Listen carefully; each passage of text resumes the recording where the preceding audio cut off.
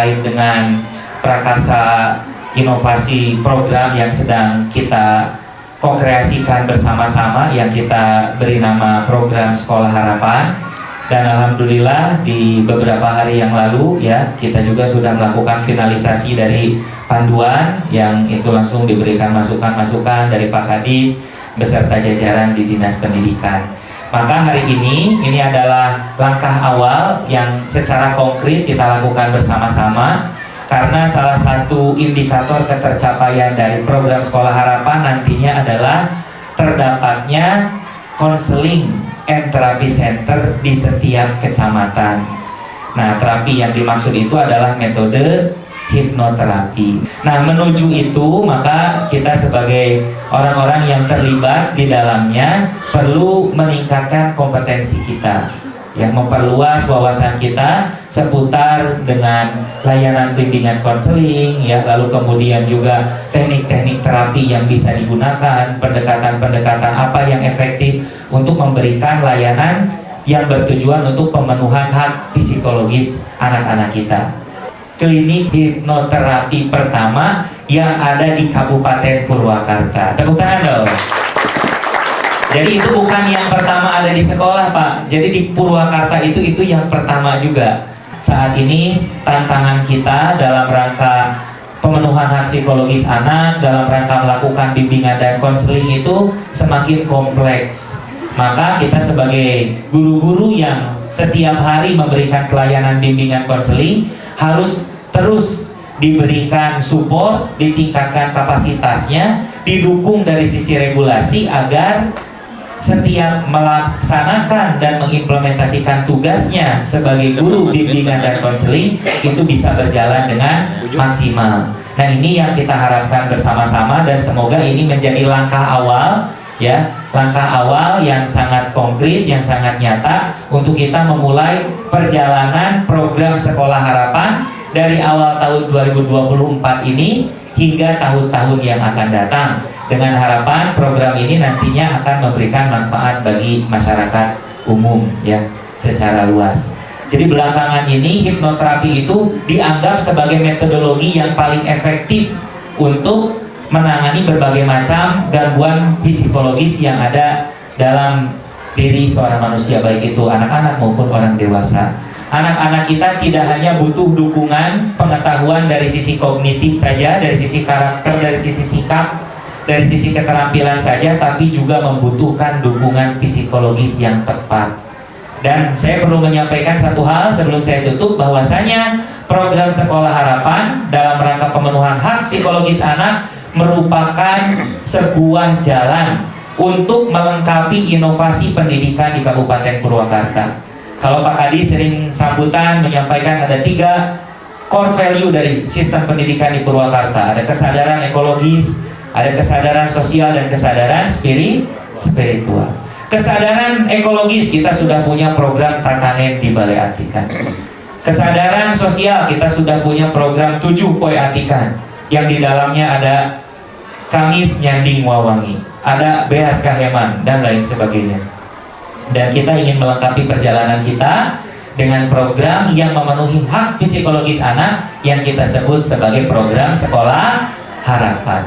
Harapan yang sangat besar, ya, untuk kita semua memberikan layanan pendidikan yang berkualitas dan berkelas bagi anak-anak di Kabupaten Purwakarta, tanpa terkecuali baik di sekolah negeri maupun di sekolah swasta. Seluruhnya sama, karena Dinas Pendidikan adalah pelayan bagi seluruh sistem pendidikan. Jadi gini, saya pengen saya pengen ini yang ada ini terus memperkuat posisinya, memperkuat layanannya, memperkuat circle layanan bimbingan konseling di Purwakarta. Gitu. Saya pengen MGBK ini menjadi mata musyawarah guru bimbingan konseling yang kuat. Gitu. Bapak Ibu, saya itu pendidikan Purwakarta sekarang terkenal, Purwakarta hebat ya. Inovasinya banyak banget. Yang hebat bukan kepala dinasnya. Yang hebat guru-gurunya, ada tim pengembang, ada Ini sekolah harapan sekarang keluar sekolah harapan. Yang hebat bukan Purwanto, yang hebat itu MGBK-nya. Itu saya ikut kok kemarin bedah tuh dari mulai definisi maksudnya kemana, luar biasa gitu. Saya itu hanya supporting system, bikin regulasi, bikin apa, bikin butuh apa gitu. Rekomendasinya saya akan tindak lanjutin, kebutuhan untuk mencapai itu saya tindak lanjutin. Kan gitu. Jadi ke depan ini Bapak Ibu, MGBK ini kan sangat strategis untuk meningkatkan kompetensi profesionalisme layanan pendidikan di Purwakarta. Saya itu dulu kuliah di PGSD, belajar itu mata kuliah BK. Saking pentingnya itu. Sekarang kurikulum merdeka. Kurikulum merdeka itu guru harus bisa melakukan cipta kondisi. Bener nggak? Cipta kondisinya apa? Sebelum belajar anak-anak kondisikan semuanya dalam kondisi psikologi yang nyaman, yang happy, nggak boleh stres termasuk guru-gurunya. Nah ini apa? Prasyaratnya? Prasyaratnya kita mengetahui, memahami cara bagaimana ngatur gelombang otak anak, gitu. Sehingga apa? Sebenarnya nggak usah ada guru BK difokuskan ini guru BK, nggak usah. Seharusnya nih yang ada itu semua guru harus menguasai layanan bimbingan konseling mulai dari TK, SD, SMP, SMA, SMK. Nggak usah sebenarnya kayak gini ada guru BK, nggak usah, karena itu teh nilai keterampilan yang harus dikuasai oleh semua guru gitu. Tapi kusababkan di kurang mah harus ada klasifikasi ini nanti. Sebenarnya nggak usah. Bener nggak Kang Rizal? Kalau menurut pikiran saya, karena layanan ini itu harus dimiliki oleh semua guru. Saya jadi ingat dulu saya ke rektor Universitas Pendidikan Korea nyampein, sekarang itu guru-guru masa depan yang dibutuhin apa sih? Bukan guru-guru yang pinter akademik, bukan, tapi guru-guru yang bisa membantu anak-anak keluar dari masalah pribadi dan masalah sosialnya. Itu kemudian bisa membaca potensi minat dan bakat anak-anaknya untuk dikembangin. Oh, itu mah sebenarnya tugas guru BK, tugas layanan bimbingan konseling, bukan guru BK lah. Jadi karena layanan itu harus dikuasai oleh semua guru kalau menurut saya. Nah, sehingga saya pengen, karena ini udah ada gitu ya komunitasnya, manfaatin ini. Apalagi sekarang udah diproduksi oleh MGBK di Purwakarta. MGBK di kabupaten lain, di provinsi lain belum ada Pak ini program kayak gini. Maka ini nanti ini akan menjadi inovasi MGBK di Purwakarta, bahwa di Purwakarta ada yang namanya sekolah harapan, sekolah yang mendorong anak-anaknya bertumbuh dan berkembang psikologinya, terwujud kesehatan mentalnya gitu. Kemudian kemudian di sekolah itu tercipta well-being student well-being. Kan hebat. Cara-caranya gimana? Ada langkah-langkahnya. Kita siapin sarana prasarananya, kita siapin kompetensi guru-gurunya, kita cukupin sumber daya manusianya gitu. Maka ketika kemarin ini apa yang dibutuhin? Ruang. Kita akan buat beberapa sekolah model nanti mencukupi ruang sesuai dengan standar BK. Keterampilan layanan konselingnya diberikan ke semua guru di situ, bukan hanya guru BK. Baik nanti apakah itu diintervensi oleh kita, oleh Dinas Pendidikan, oleh APBD, atau secara mandiri atau sharing dengan sekolah. Kita pengen nanti guru-guru BK di Purwakarta mempunyai sertifikat konselor. Gimana? Nah ini yang harus dipikirin nanti. Kalau dinas mempunyai kemampuan berapa Pak Asep?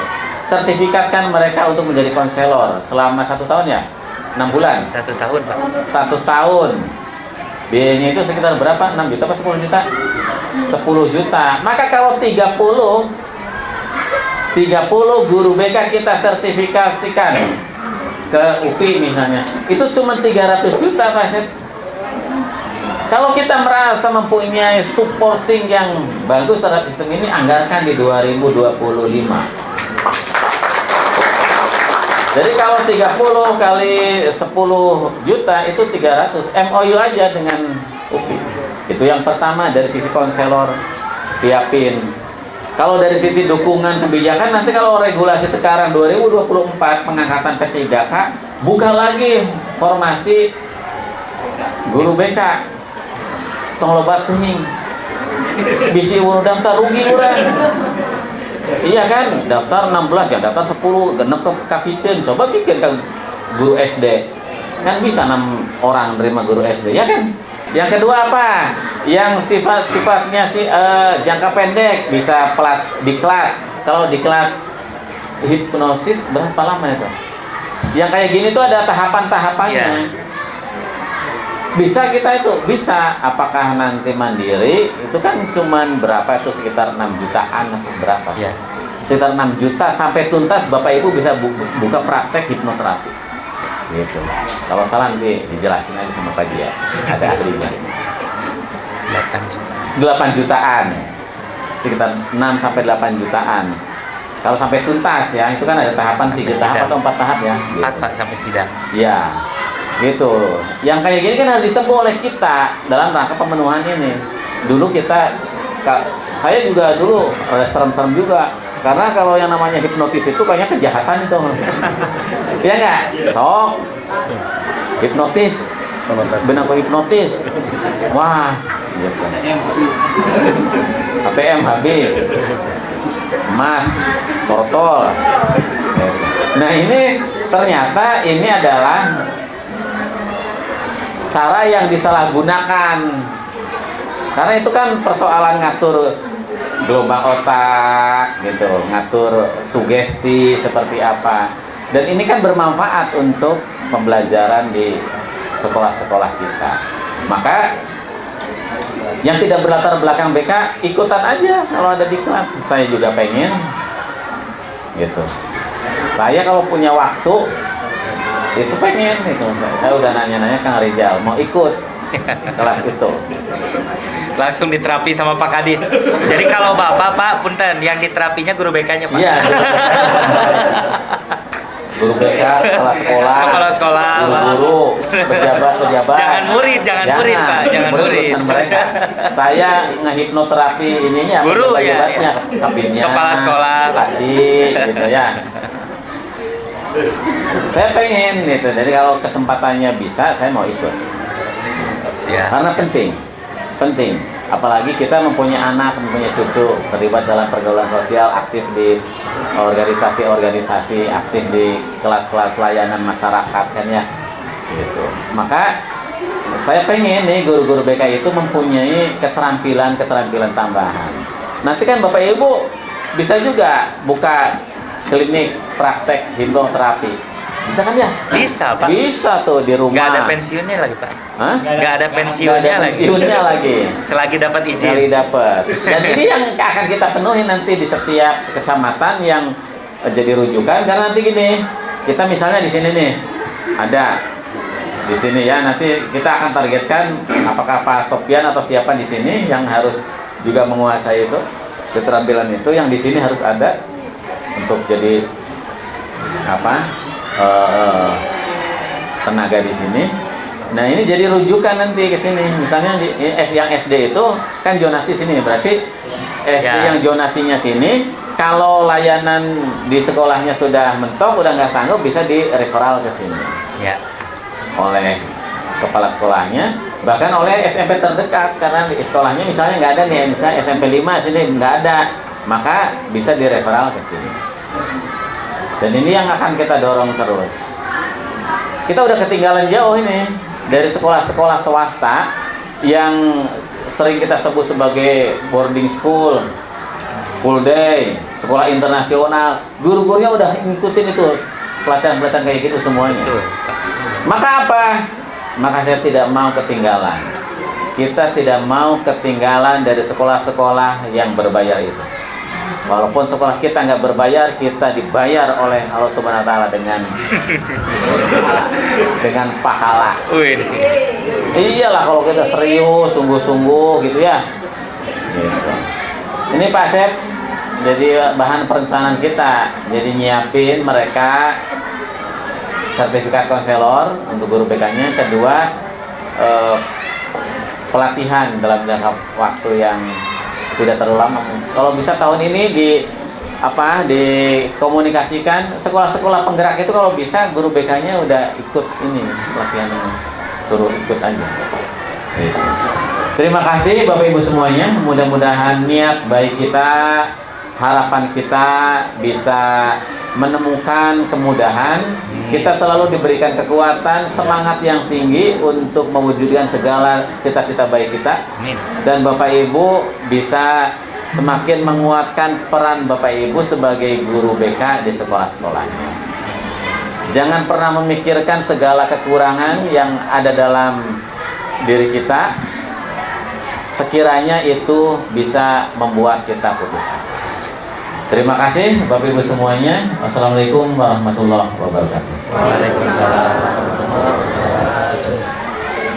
Saya berkomitmen untuk memberikan layanan konsultasi psikologis dan terapi hipnoterapi secara gratis bagi seluruh peserta didik di Kabupaten Purwakarta. Ayo kita resmikan. Bismillahirrahmanirrahim. Mudah-mudahan tempat ini bermanfaat, berguna sesuai dengan cita-cita dan harapan kita, menjadi tempat yang bisa menumbuhkan seluruh potensi dan bakat siswa-siswa di Purwakarta. Bismillahirrahmanirrahim. Ya. Terima kasih.